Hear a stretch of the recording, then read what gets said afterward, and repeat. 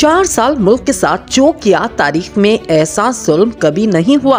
मरियम औरंगजेब। विभागीय वज़ीर इत्तलात मरियम औरंगजेब ने कहा, इमरान खान ने 4 साल अपने दिमाग से सिर्फ मुल्क को लूटा, बाकी सब दूसरों के कहने पर किया।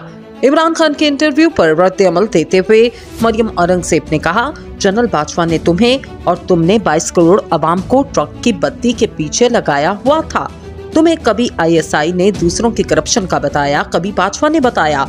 तुम्हारे सबूत कहाँ हैं? उनका कहना था कि बाजवा अपनी तौसीक के लिए अमेरिका से लॉबिंग कर रहा था और तुम बंद कमरे में इसे ताहयात एक्सटेंशन के ऑफर कर रहे थे। बाजवा ने 1000 बार कहा हो, तुमने असेंबलियां किसके कहने पर क्यों तोड़ी? कौम को 4 साल समझ नहीं आया मुल्क और कौम, और तुमने किस तरह, कैसे और कहां से लूटा।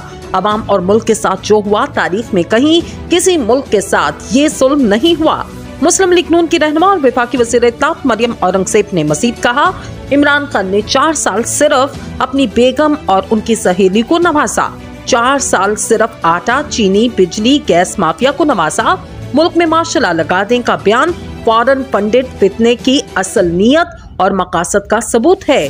तुमने साजिश करके पंजाब और KPK के नुमाइंदों की तौहीन की।